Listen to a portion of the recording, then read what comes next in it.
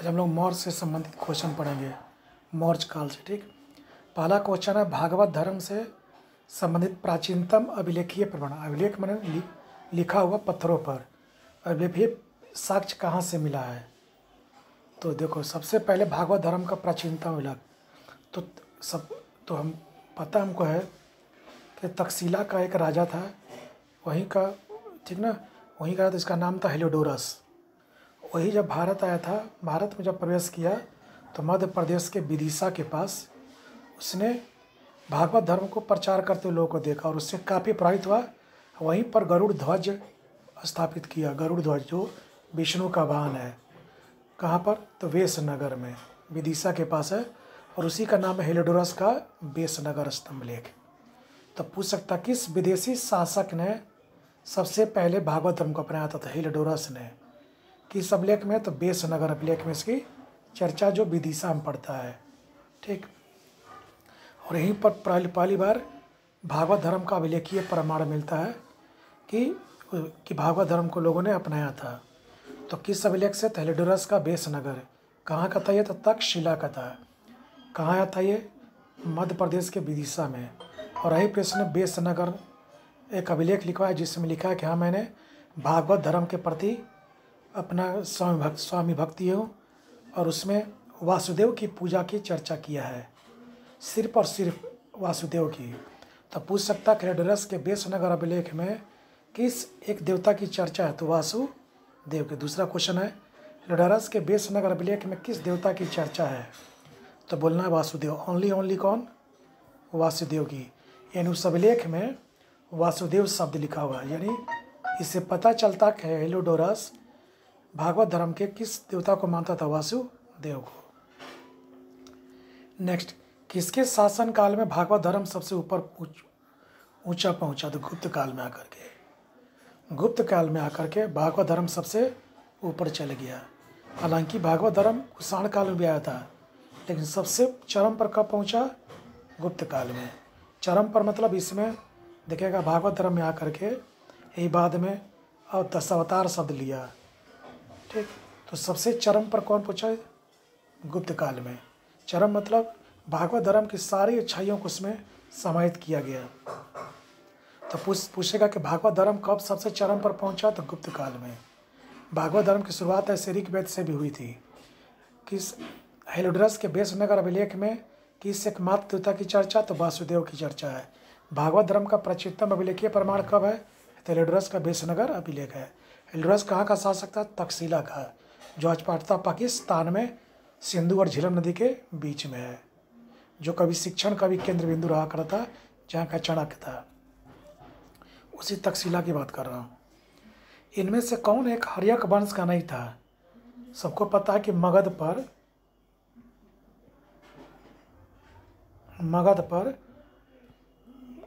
पर हर्यक वंश ने, शिशुनाग वंश ने, नंद वंश ने, मौर्य वंश ने, शुंग वंश ने, कौरव वंश ने, इन सभी ने शासन किया।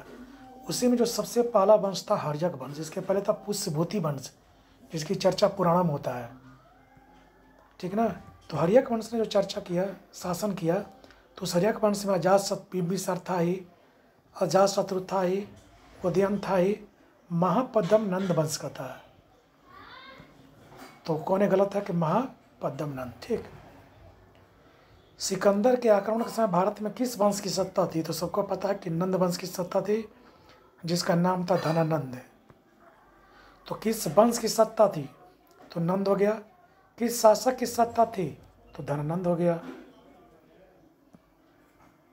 नेक्स्ट, हाइड्रोस्पीच का युद्ध किस झेलम नदी के किनारे हुआ था, किसके बीच हुआ था, तो सबको पता है कि 326 BC में हुआ था हाइड्रोस्पीच का युद्ध, सिकंदर और पोरुस के बीच, जिसमें सिकंदर की जीत हुई थी और पोरुस की हार हुई थी।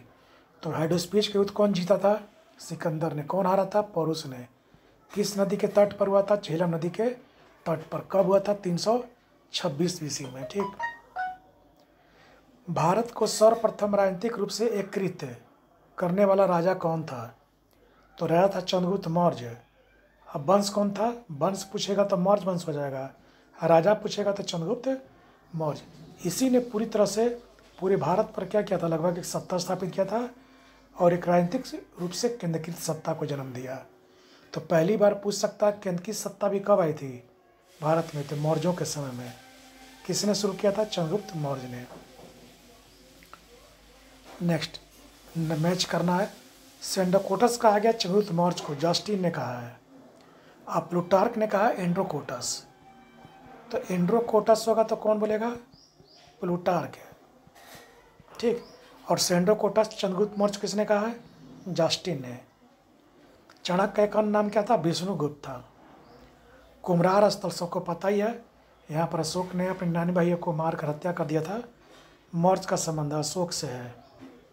रज्जुक, मौर्य काल में रज्जुक एक अधिकारी थे, प्रशासनिक अधिकारी थे, जिसकी चर्चा अशोक अपने तीसरे अभिलेख में करता है। देखा होगा युक्त, रज्जुक, प्रादेशिक, 3 अधिकारियों की चर्चा अशोक का अभिलेख में भी करता है। तो रज्जुक क्या थे, तो मौर्य काल में प्रशासनिक अधिकारी, जिसकी नियुक्ति कौन किया था, अशोक ने। नेक्स्ट सार्थवा क्या था, तो सार्थवा था व्यापारियों का काफिला। इसी की जिम्मे था कि मौर्य काल में एक स्थल से दूसरे स्थल पर व्यापारी अपने सामान को ले आते थे, तो सार्थवा का ही जिम्मा था कि सारे व्यापारियों को क्या दे, उसको सुरक्षा प्रदान करे और उसके बदले उनसे कुछ टैक्स लेता था। राजुक, राजुक जो अधिकारी नियुक्त हुआ था अशोक के समय, भूमि पैमाइश करने वाला अधिकारी था। तक्षशिला क्या था, शिक्षा का केंद्र बिंदु था, जहाँ चाणक्य यहाँ का गुरु था। सीता क्या था, तो राजकीय भूमि से प्राप्त आय था। और सीताध्यक्ष क्या था, तो बड़े अधिकारी थे सीता भूमि का।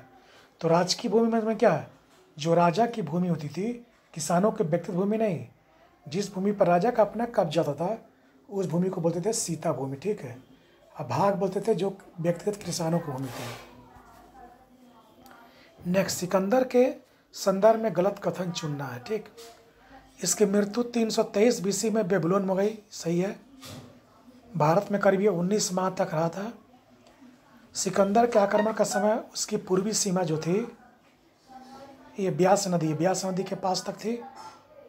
इसी नदी को पार करने के बाद वो झील नदी के पास गया था और उससे लड़ा था। सिकंदर का संबंध मैसेडोनिया से था, यानी वो कहाँ का शासक था, मूलतः मैसेडोनिया में उसका पैदाइशी भी थी। उसकी बेबीलोन में क्या हो गई थी, मृत्यु। सिकंदर का सेनापति अलेक्जेंडर था।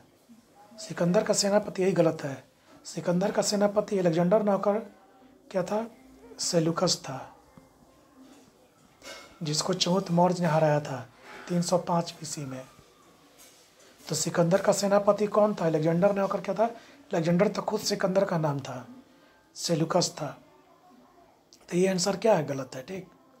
किस शासक की चर्चा मुद्दा राक्षस में, जिसका रचयिता था विशाख दत्त, जिसका रचनाकार कौन है, विशाख दत्त है।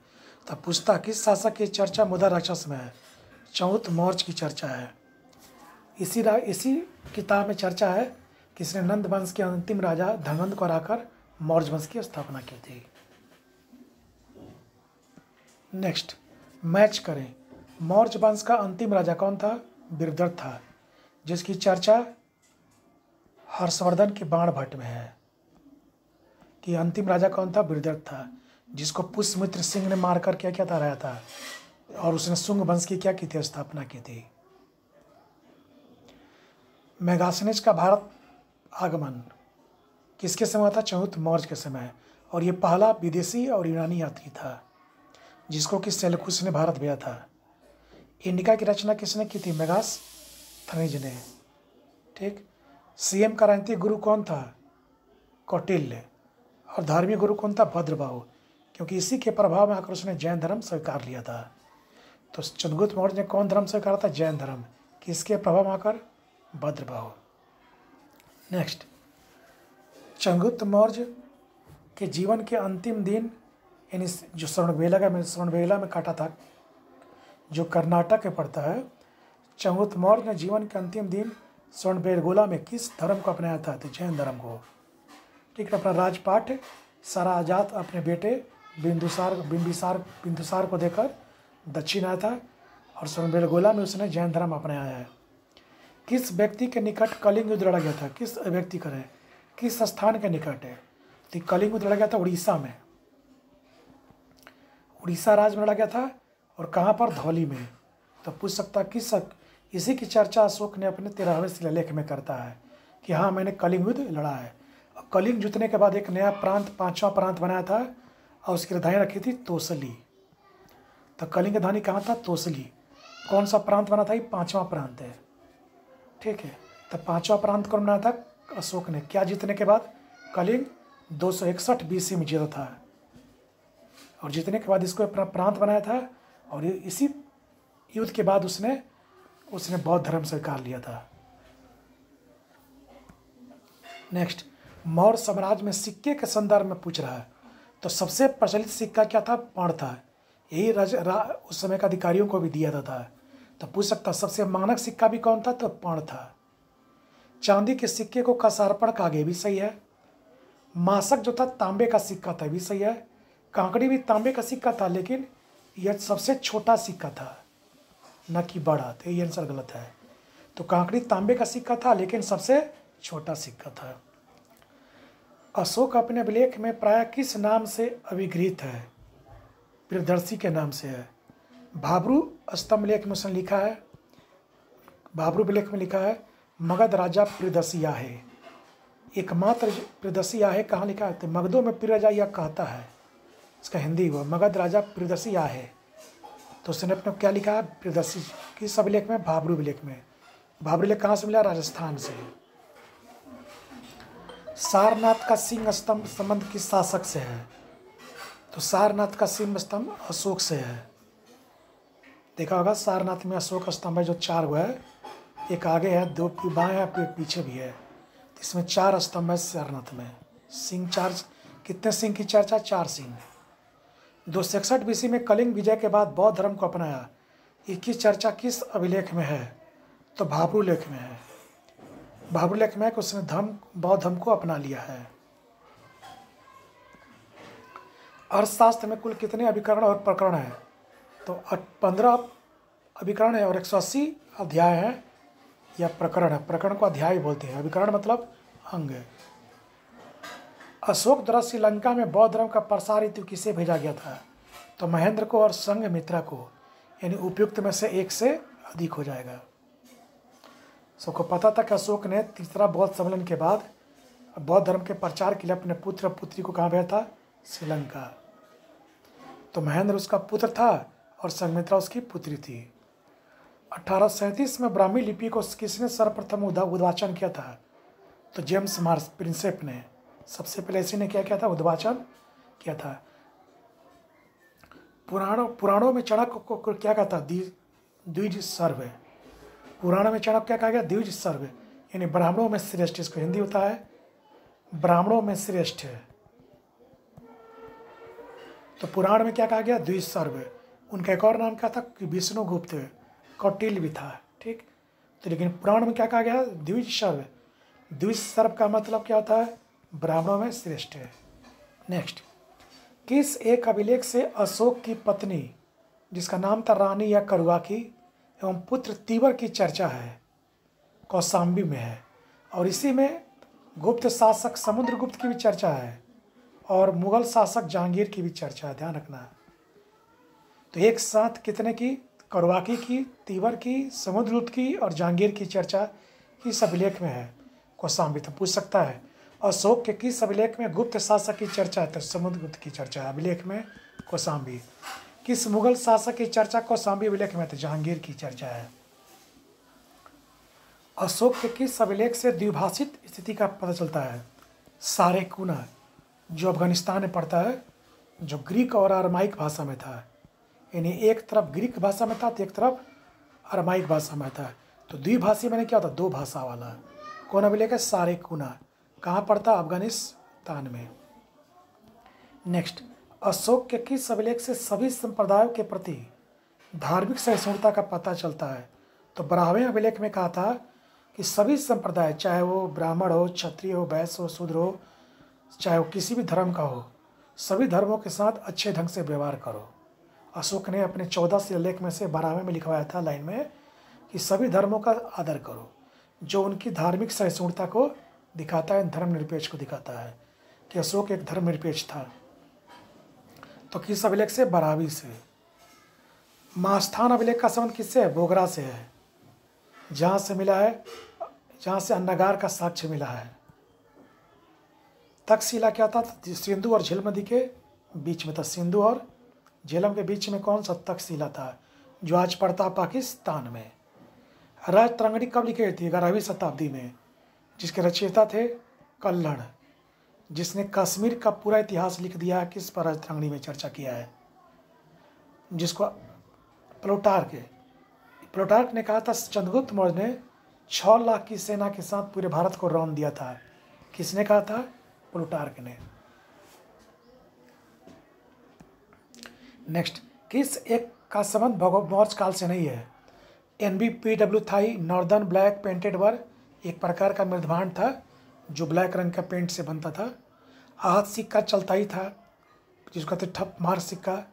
कंदकी सत्ता का था ही, पहले ही लोग कंदकी सत्ता को जन्म दिया, यानी मगध से पूरे देश को चलाना।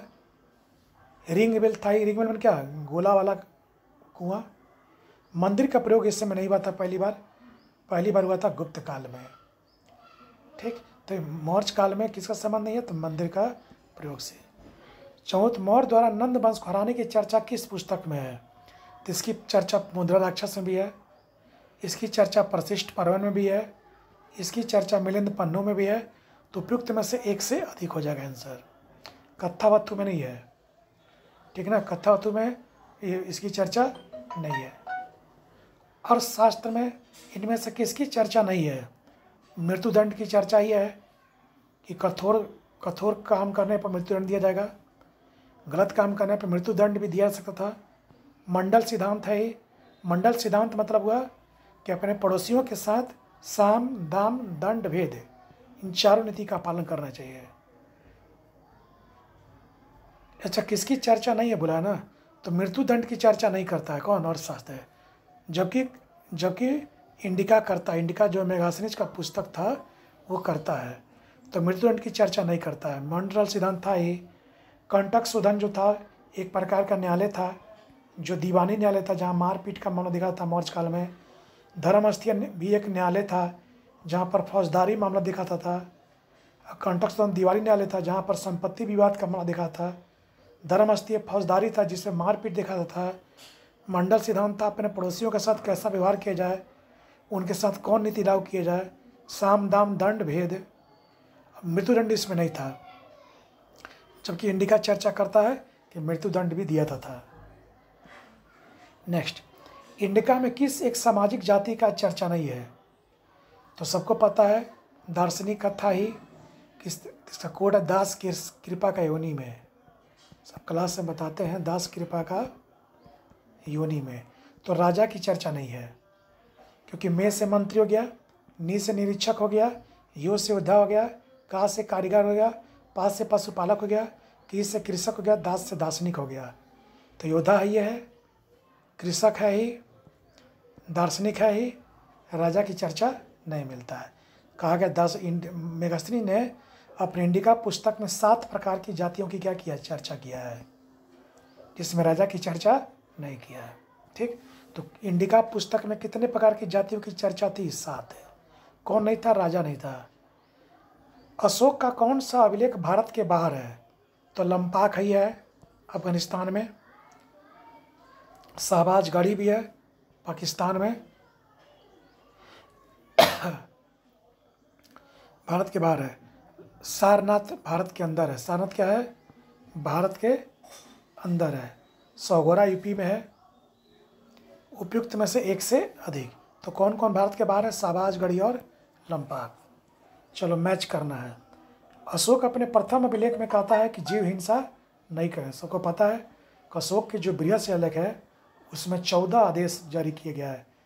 उसी 14 आदेश में पहले में लिखता है कि जीव हिंसा नहीं करना चाहिए। ये अपनाया था उसने कलिंग युद्ध के बाद।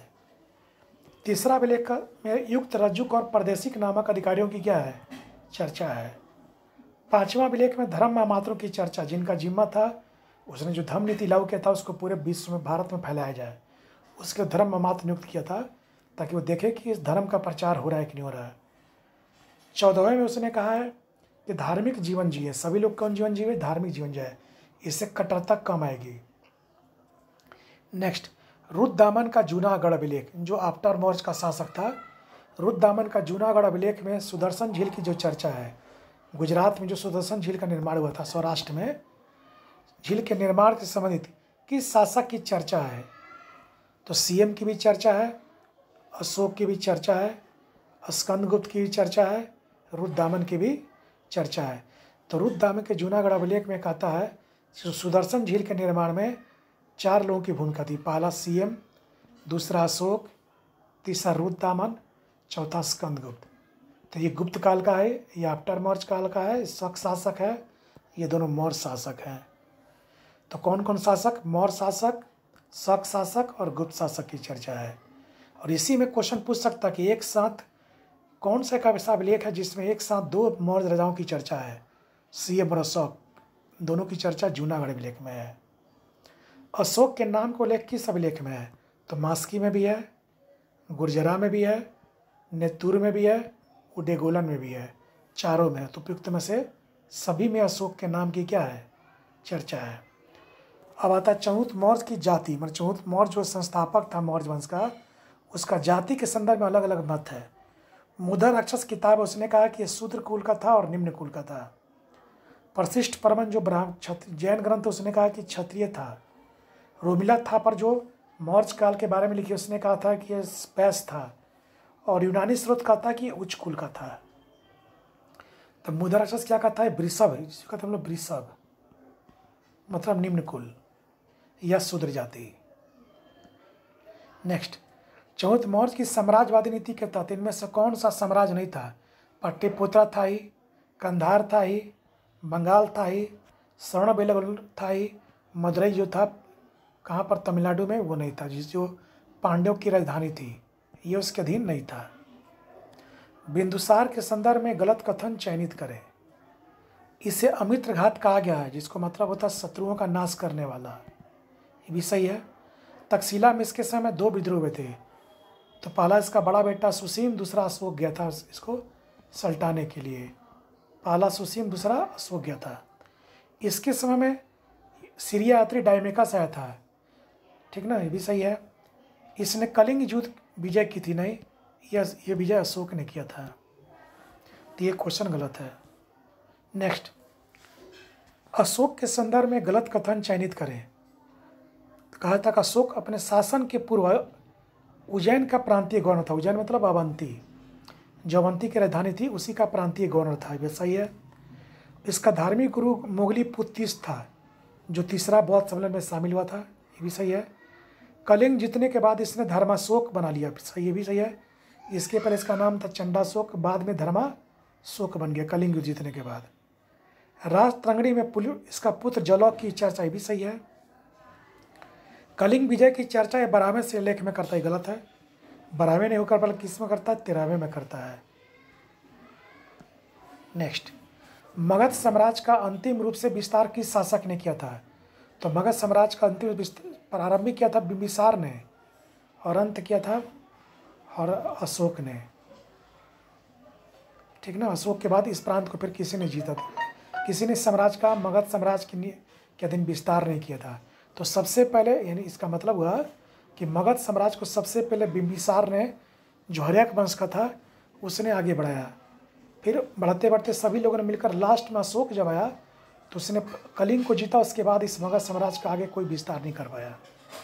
इसलिए अंतिम साम्राज्यवादी किसको कहा था? अशोक को, मगध के संदर्भ में। अशोक के धर्म की चर्चा रावलोवाद सूत्र में है, ठीक है, भी है। निम्न से किस एक को निषेधात्मक सूची में शामिल किया गया है? तो सबको कहा गया था कि अशोक जब कलिंग युद्ध किया था तो उसके बाद उसका दिल पिसज गया, तो ब्राह्मण से बौद्ध धर्म को अपना लिया और उसने एक धर्म नीति अपनाई। कहा कि अब इस धर्म का लोग जो प्रचार करेंगे लोग, और इसमें कुछ व्यवहारिक पहलू था, कुछ निषेधात्मक पहलू था। व्यवहारिक माने ये काम करना, निषेधात्मक से काम नहीं करना है। जैसे उग्र व्यवहार आपको नहीं करना है, क्रोधी नहीं बनना है, ईर्ष्या नहीं करना है, लोभी नहीं बनना है। व्यवहारिक में था गुरुजनों का आदर करना है, माता पिता की सेवा करना है, नौकरों के साथ अच्छा व्यवहार करना है। तो ये व्यवहारिक में था। हम क्या लिखे हैं पर निषेधात्मक। तो ये गुरुजनों का आदर किस में करना, व्यवहारिक पहलू में था। शूद्रों की कृषि क्रम से पहली बार किन शासकों ने जोड़ा शूद्रों को, तो मौर्य वंशों ने जोड़ा। जब मौर्यों की सत्ता भारत में आई थी तो शूद्र का पहले काम क्या था, तीनों वर्णों की सेवा करना, तीनों वर्णों की सेवा करना। तो देखा गया कि मौर्य काल में आकर क्या हुआ, जब मौर्यों ने एक बड़ा साम्राज्य बनाया और अपने अधीन बहुत सारे भूमि को अपने अधीन किया, तो उन पर खेती करने के लिए बैस कम पड़ गए, तो शूद्रों को भी कृषि क्रम से उन्होंने क्या कर दिया, जोड़ दिया। नेक्स्ट, रूपा जीवा वेश्यावृत महिला थी जो स्वतंत्र रूप से अपना काम करती थी। तंतुबाई जुलाहा बोलते थे। अनुलोम एक प्रकार का विवाह था जिसमें उच्च वर्ण का लड़का और निम्न वर्ण की लड़की होती थी। तक्षशिला शिक्षा का केंद्र था। सही है। नेक्स्ट, मौर्य काल में संस्था और संचार क्या था, तो एक प्रकार का गुप्तचर था। ध्यान रखना दोनों। संचार मतलब एक, जब राजा अपने दरबार से क्या करता था कि अपने देश में क्या गलत हो रहा है, क्या सही हो रहा है, इसका पता लगाने के लिए दो गुप्तचर संस्था बनाते। एक संस्था, एक संचार।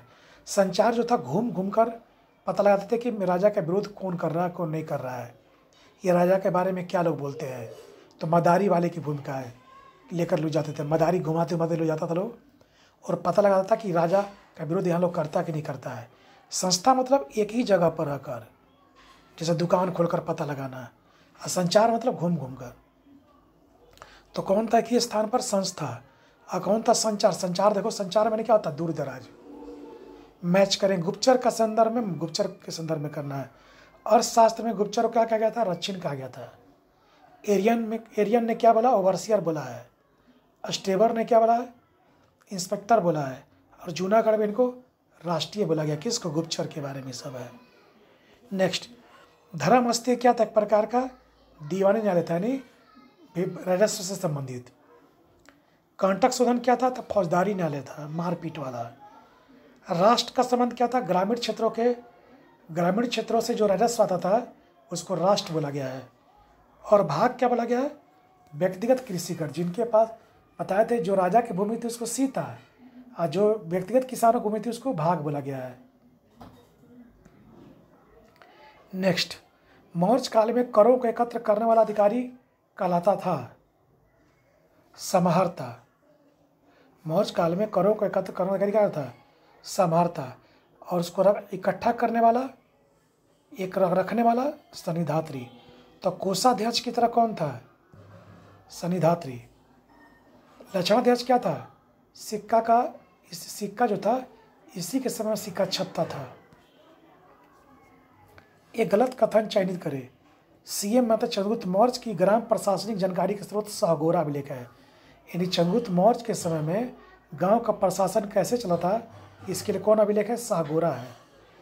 रूपदर्शक का काम क्या था, सिक्कों का परीक्षण करना। ध्यान सुनो, लक्षणाध्यक्ष और रूपदर्शक में क्या अंतर है, देखो। लक्षणाध्यक्ष का काम क्या था, सिक्का ढालना, और रूपदर्शक काम था कि कौन सिक्का सही है, कौन सिक्का खोटा है, कौन सिक्का सही मापदंड का है कि नहीं है, वो कौन चेक करता था, रूपदर्शक। तो सिक्कों को चेक करना किसकी जिम्मेदारी थी, रूपदर्शक। सिक्कों का ढलवाना किसकी जिम्मेदारी थी, लक्षणाध्यक्ष की। और शास्त्र में वर्णित अधिकारी क्या क्या तीर्थ कहा गया है, ठीक। पूछ सकता 18 प्रकार के तीर्थ थे। और शास्त्र में कितने प्रकार के तीर्थ की चर्चा है, तो 18 प्रकार। तीर्थ का मतलब क्या था, बड़े बड़े अधिकारी। आर्थिक रूप से संपर्क दक्षिण पूर्व एशिया से था, ये गलत है। ये हुआ था आफ्टर मौर्य काल में, कुषाणों के समय में। मौर्य काल में अर्थव्यवस्था के संदर्भ में सही कथन चयनित करें। तो देखो, पश्चिमी तट पर बंदरगाह यहाँ पर भड़ौस था, और पूर्वी तट पर ताम्रलिप्ति था। इससे लोग पश्चिम एशिया जाते थे, इससे लोग एशिया का व्यापार करते थे। सड़क निर्माण, इस समय जो सड़क निर्माण था आंतरिक स्तर पर, इसका एग्रोस्ट्रोनोमी या एग्रोनोमी नामक अधिकारी करता था। इन्हें टूट फूट गया रेड, तो ये अधिकारी करता था। व्यापारियों के संगठन को निगम कहा गया है। व्यापारी जो अपना संगठन बनाकर चलते थे उनको निगम कहा गया है, ठीक है, ये भी सही है। धान को सर्वोच्च फसल कहा गया था, और ईख को निकृष्ट फसल कहा गया था। धान को सर्वोच्च फसल और ईख को निकृष्ट मैंने खराब है, क्योंकि ईख इसलिए इसमें काफ़ी पानी मात्रा मिलता था और उसको उचित मूल्य भी नहीं मिलता था। ईख को लगाने में काफ़ी पानी चाहिए, फसल लागत ज़्यादा होता है और उसका लागत मूल्य मिलता नहीं था। कॉसियम एक प्रकार का रेशमी वस्तु था जो चीनी का था। यानी उपयुक्त सभी इसमें सही है, उपयुक्त सभी इसमें क्या है, सही है। ठीक, तो मौर्य काल का जो मेन क्वेश्चन था हम डाले थे। Thank you.